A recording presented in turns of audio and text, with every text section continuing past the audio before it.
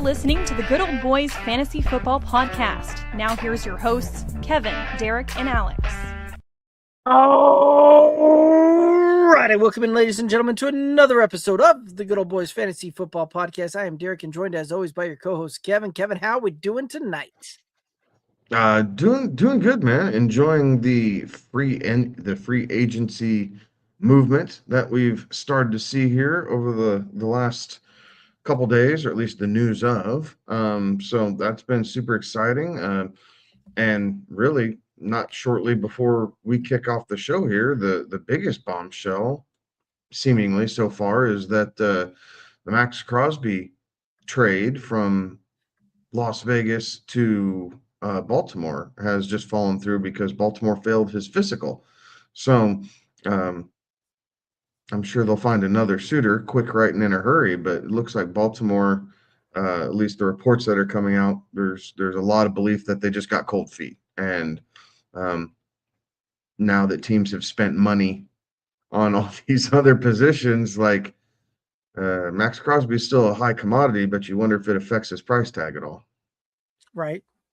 Yeah, you would almost think that it certainly would, right? Because teams have made maneuvers, deals, they've signed other guys at some of those positions and positions of need, and now they're sitting there going, well, had we known this, we would have done something different, right? And so the market has kind of seemingly closed a little bit on that. But you're right, this is a free agency where a ton of moves rocking and rolling through, and seemingly this one seems to be a little bit more kind of action heavy on this one, right? Like, oftentimes we see some of these things come through where there's one or maybe two guys that really of note that make a move, but there's a lot of guys kind of changing hands and changing teams here. A lot of teams seemingly overpaying and kind of drastically overpaying, and in my opinion anyway, for some of these guys that were hitting the free agency market. So kind of interesting there. And we can go through this kind of however you'd like. We can certainly either try and go team by team, or we can just kind of hit on the notables. Which one would you prefer? We can go through and hit on the notables. So according to the CBS Sports Tracker, I have a list of the top 100 free agents. 65 out of the top 100 have already come to terms with whether it was their new team or pre-existing team. But 65 out of the 35, or excuse me, 65 out of the 100 are already off the board. Now, that does include the franchise tags and the transition tag in Daniel Jones' case, but still, a lot of players off the board, and there are definitely some glaring omissions from teams who have not done a whole heck of a lot. Right. In this free agency class. The Dallas Cowboys are one. The Denver Broncos are another one. We thought that they would be heavily involved in the running back market. And I haven't really seen anything that says that they were even engaging in talks with some of these running backs. And they decided to bring J.K. Dobbins back. And we'll see how that goes. But, I mean, it seems from a fan standpoint a little bit of sour grapes. I liked J.K. Dobbins. It's on this show. It is recorded. I liked J.K. Dobbins signing when they brought him in right before camp last year. I thought that he did a good job while he was healthy, but the injury bug got him again. And we turn around and give him 2 years, $20 million, as opposed to maybe one of these other backs who just don't quite have the injury history that J.K. Dobbins does. So I am scratching my head a little bit as far as a Bronco fan goes.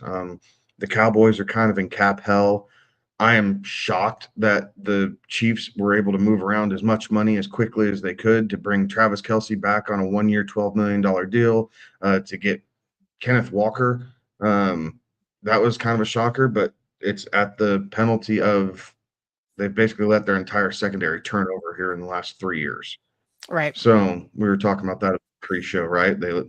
So offensive juggernaut, yeah, possibly, but Swiss cheese defense, that's pretty possible too for the Chiefs. So we'll see how it goes. But I mean, I think going through the notables, right? Pierce kind of was a big name, got paid a lot of money, 4 years, $116 million. I think 65 million of that's guaranteed is what's being reported. That was a big one. I think one that's probably not getting a whole lot of coverage is the Tyler Lindenbaum transition from Baltimore over to Vegas. I think that's a big deal for the Raiders. Right. I also Right? think They it's a know that they massive need overpay. the 3 years, 81. I do think that's an overpay. The Raiders had plenty of cap though. Like if you're Right. going to overpay, and they get out of it before he turns 29. Right. So if you're going to talk about the prime of somebody's career for an offensive lineman, these 3 years, in theory, should be it. And if you're going to bring in a rookie quarterback and you have all this cap space, now's the time where you overpay to kind of set a culture. And if you're trying to redefine and make sure that your young quarterback has a good line in front of him, which it's not set in stone, but I think everybody believes that the Raiders are taking Fernando Mendoza to be their next starting quarterback. So kind of coincides with them trading Geno away to the Jets. So they dumped their quarterback. They brought in a center, high-profile center, but yeah, definitely overpaid. And just to kind of put that into context, right? Like Creed Humphrey was the highest paid center before this signing here, and Tyler Lindenbaum is getting 50% more than Creed Humphrey is as the second highest paid at the position, right? Like huge kind of a market reset on that one. So we'll see how that looks and works going forward for centers on that one. But that was one that left me scratching my head. Yeah. Mike Evans going to the Niners. Right. And for a 3-year deal, I do think that's interesting. That's probably a bit more than how I think that's a bit more than how the actual money's going to play out. Obviously, I don't think anyone expects Mike Evans to play another 3 years, but if that's how they're able to massage it with the cap space and so much of that was guaranteed, Mike Evans will be just fine. So, another red zone threat, if you will. I think I'm excited to see how that looks for Shanahan, right? It's a bit different type of receiver than he's had before, but does it work with the Shanahan system? I think so, right? Especially if you're just going to utilize him in the red zone, give a big body for Brock Purdy to throw to. That could be exciting. Right. Takes a little bit of pressure off of Ricky Pearsall and Christian McCaffrey in some regards. So that one's interesting, but right. It's almost like an upgrade for Juwan Jennings. Right. Yeah. My biggest concern is it doesn't fix the fact that the Niners have a massive injury history. Right. Like just the organization. You have Kittle, who seemingly always gets dinged up, right? He just doesn't play all 17 games. Mike Evans, as we know, has had a litany of hamstring issues that have sidelined him for anywhere from 2 to 10 games in the past. So that's maybe a little bit of a reason of concern, but hell, if you're a Niners fan, you love the fact that you're getting Evans. Like you're saying, hell yeah, we got a red zone target. Right. Absolutely. Yeah, and that's kind of an interesting deal there as well, because the Niners also came out and seemingly are engaging in talks, or you have a lot of reports out there that they're looking to maybe move on from their left tackle Trent Williams out there. So that could be an interesting move and would require a lot of attention, quick, fast, in a hurry on the offensive line as well. Yeah, absolutely. And their record that seemingly every sports telecast pops up, right? The record with Trent Williams in the lineup and without is pretty stark contrast. So, right. I mean, you got to get younger somehow, right? You got to be able to free up cap space, get some draft picks, try and do all these things. But um, it's a challenge. You definitely lose a piece in the process that they're going to have to figure out how to navigate around if they find a trade partner. Right. And if he passes a physical when he gets to the other team. Right. Anyway, but Right. yeah, the Trey Hendrickson's another notable guy out there that is not signed. And it does sound like he's got a firm on his number and not backing off in a deal in the $30 to $40 million a year type of thing, kind of similar to outpacing what Jalen Phillips just got out of Carolina. So that'll be interesting to see kind of how that one looks and works, and where that kind of comes through, because his last season didn't really put up the numbers that would get that payday like that. So we'll see how that looks moving forward on that one. Who else did am I Travis missing here? Etienne Oh, yep. is now a Saint, right? That's true. So next step is to see what the Saints do with Alvin Kamara. Right. Right? Do they just run the both of them? Possibly. But we'll see how that goes. We talked last week about David Montgomery going to the Texans, right? So Right.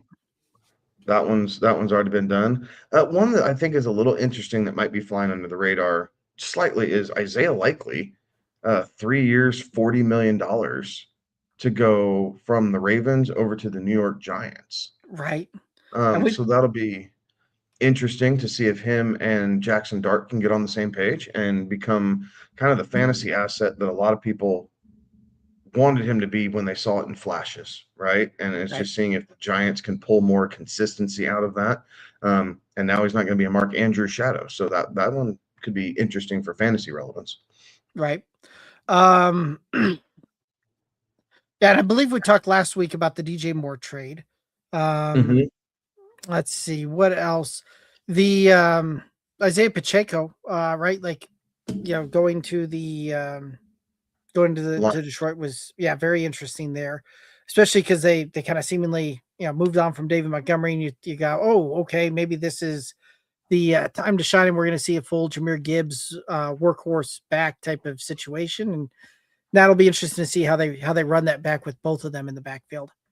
I still think we get the full Gibbs experience. Like, I think Pacheco's, again, kind of an injury risk, but he runs hard, right? So he does feel that kind of between the tackles type thing. I'd tell you that David Montgomery is a better short yardage back than Isaiah Pacheco is. And Jahmyr Gibbs catches the ball out of the backfield better. Jahmyr Gibbs is more electric. So he's definitely, in my mind, a pretty distant second fiddle. Like, I'm not too worried about that being a split backfield in Detroit. Fair enough. And Romeo Doubs has reportedly moving on to the Patriots. So that's an interesting move there. I kind of like that. It kind of fills what Kendrick Bourne and what Stephon Diggs did this past season. Right. And so he's able to fill that void. And Dobbs is pretty reliable, right? Like, he was the consistency in Green Bay. Everybody else had the more pop and more splash. But I mean, what was it? The game against the Cowboys where Dobbs had 3 touchdowns, and right. he's sure-handed around the red zone. He doesn't drop a lot of balls. He's not a dynamic route runner, and he's not going to wow you with speed. But he does seem to find a way to get open. And so now, with not as many mouths to feed in New England, I'm a little interested to see how that looks, and just to see if he can be like a true wide receiver 2 for fantasy purposes, right? Kind of flirts in that wide receiver 3 flex territory. He'll have wide receiver 2 pop, even bottom end wide receiver 1 pop for a game a season. But I'm wondering if this will allow him to provide a little bit more consistency, and he squeaks into that, the bottom end of that wide receiver 2 territory. Right. Yeah, it'll be interesting to see on that one, for sure. Yeah, we did also get some other news in the last week as well, right? The Dolphins moving on from Tua, right, which largely had been speculated for a while, but it is fully official, and then goes and signs with Atlanta on a kind of a 1 year prove it deal on that. But Dolphins deciding to be the team to take a massive dead cap hit to you know to try and move on there. So it'll be interesting to see how they navigate that and what really kind of comes about on this one. Because the Dolphins quarterback room is going to be interesting for sure here in this coming season. You got Malik. That's true. And how much of a Dolphins thing is that? And I think I actually put that in our group chat there. That how much of a Dolphins thing was it to let Tua walk to go out and sign Malik Willis? I honestly I think Malik Willis is probably a bit more accurate than Tua. He's got some scramble ability that Tua doesn't have. And for the current quarterback market, that's not a terrible deal, right? You're seeing some of these quarterbacks get 50, $60 million a year, and he's coming in and it's, 33 and change. Right. And It's just really it's less than that. It's 20, sorry. 3 right. years, 67.5 million. So it's, 26 million a year, or whatever that comes out to be. That's pretty team friendly considering you also have 90 million in dead cap.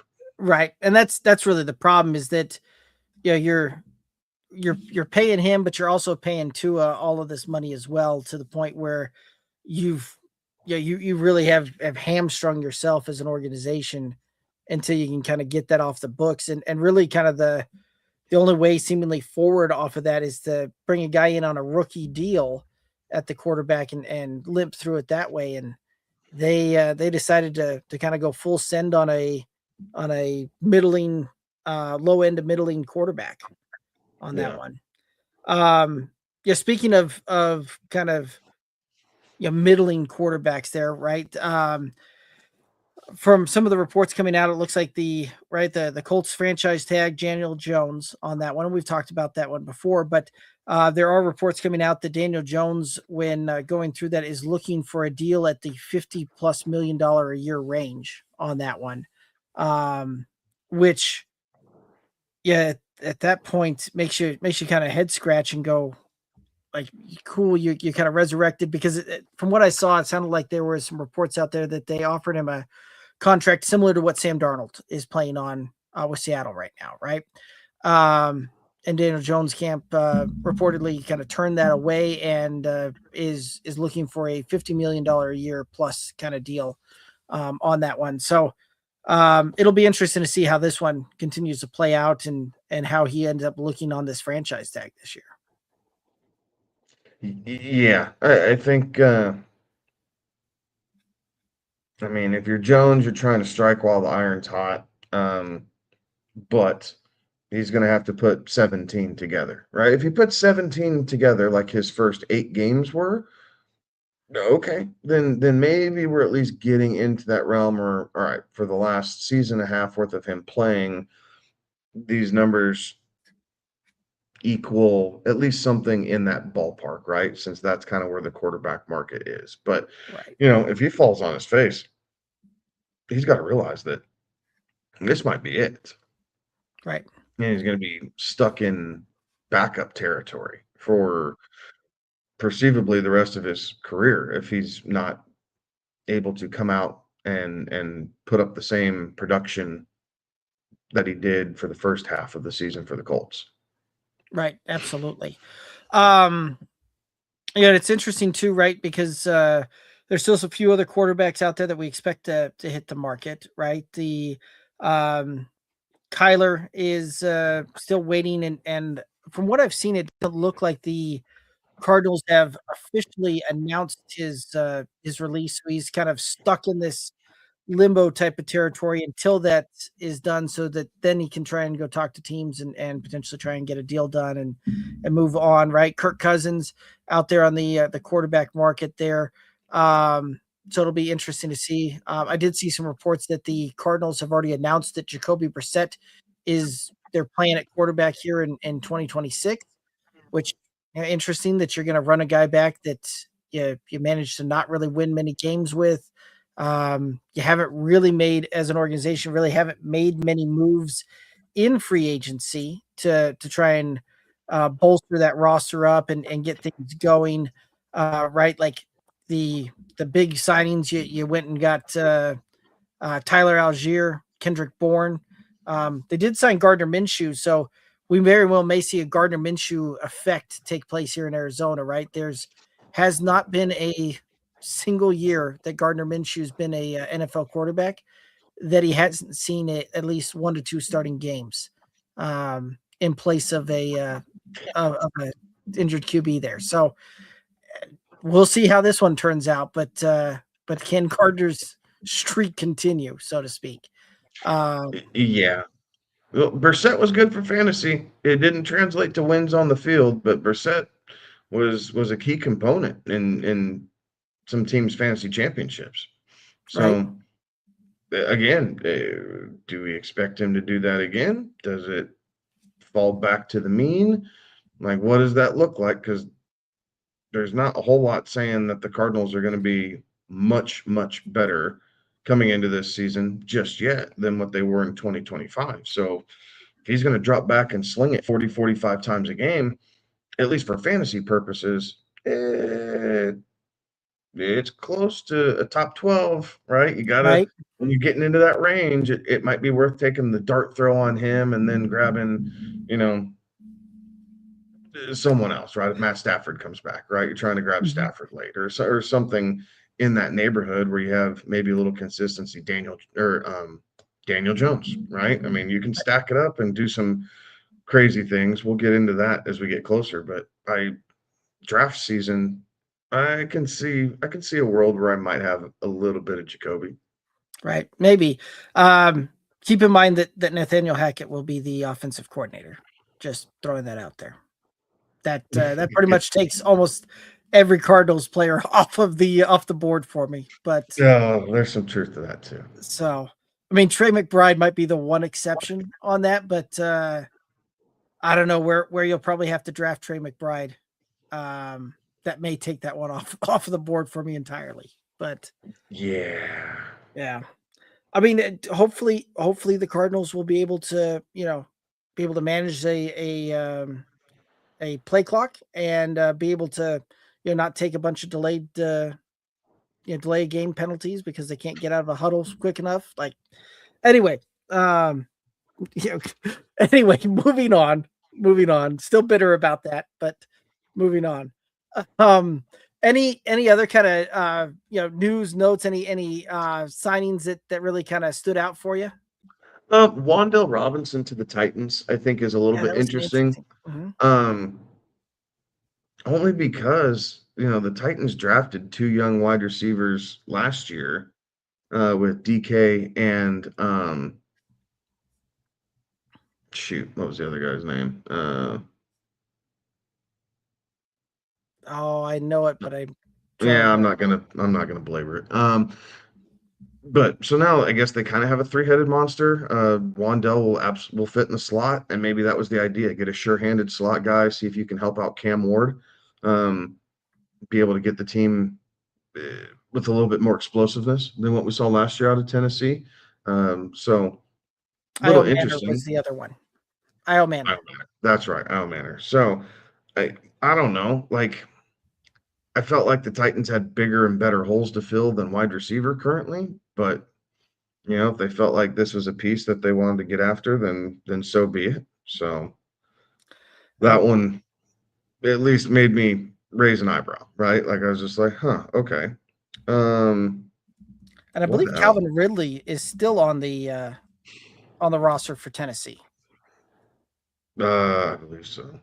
Yeah, because he signed a 4-year deal back in 2024. So, yeah. Rico Dowdle going to the Steelers since Kenneth Gainwell left and went to the Bucks. Mm-hmm. So that the Buccaneers situation is super interesting. So now you have Well, Rashad White is a free agent. He hasn't been signed yet, but you're still stuck with Tucker, and now you have Gainwell and Bucky Irving. Like, we're back to this three-headed what do you do in Tampa Bay? So that kind of stinks, but I think that's just going to be more ammunition to kind of stay away from the Bucky Irving side of things.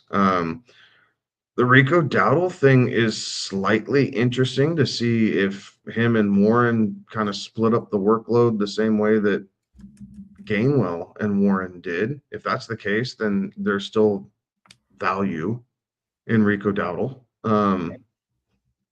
But again, we're talking running back end running back two, right? Like that's kind of where it possibly is. But yeah, I mean the names that are still out there are, I guess, a little interesting. You have Rashad White, like I just mentioned. You have David Njoku, who is still out there and available. You had Aaron Jones for teams looking for a running back.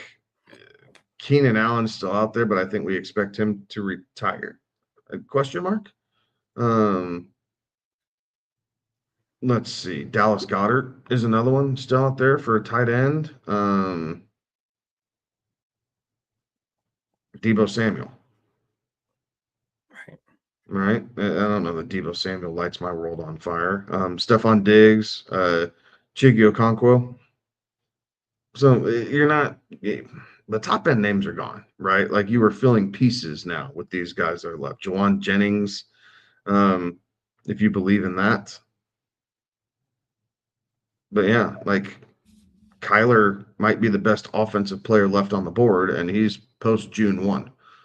So you got to get through the draft and everything else, and then hope that the market for Kyler is cool enough that you're not breaking the bank after you did or didn't make decisions in free agency, knowing that you were going to go after him. Right. Yeah, it's going to be interesting on that. I do see a lot of kind of reports out there that the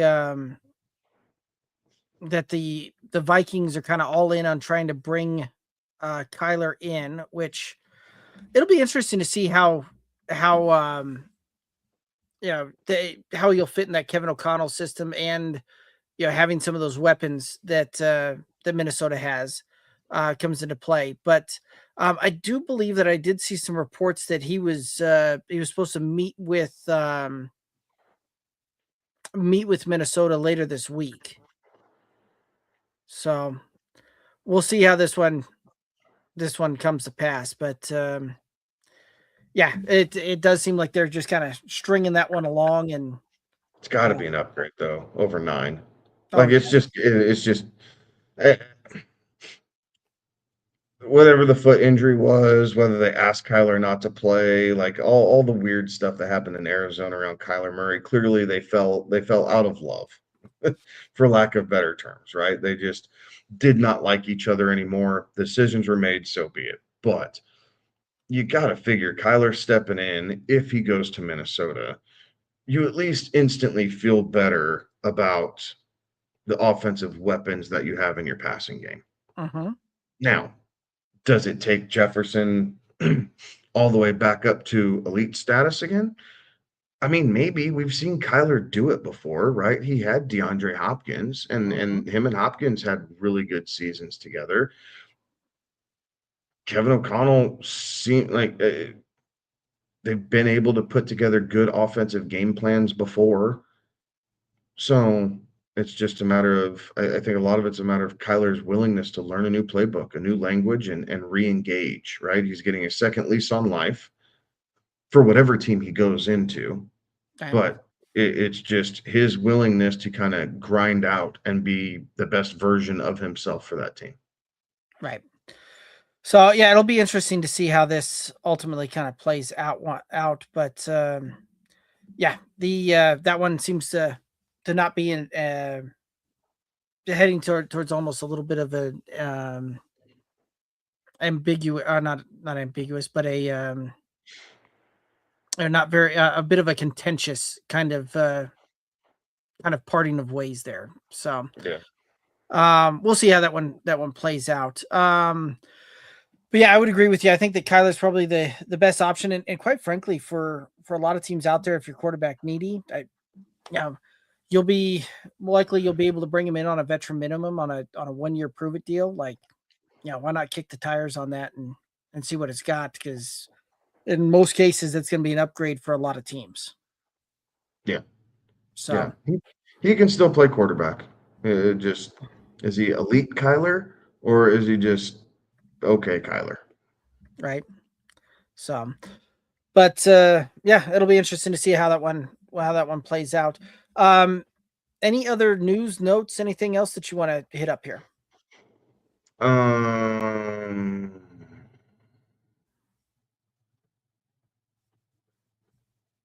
don't think so.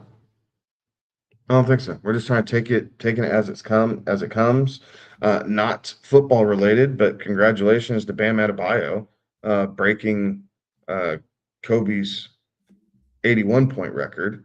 He ended up with 83 tonight, so he is now second all time in points in one game behind Wilt Chamberlain and his crazy 100 point game. So congratulations to him. That's kind of a cool spectacle to be able to see, witness, be a part of, depending on how your relation is with that. But that was kind of cool. Nothing football related at the moment. Right. So it'll be interesting to see how the rest of this kind of plays out.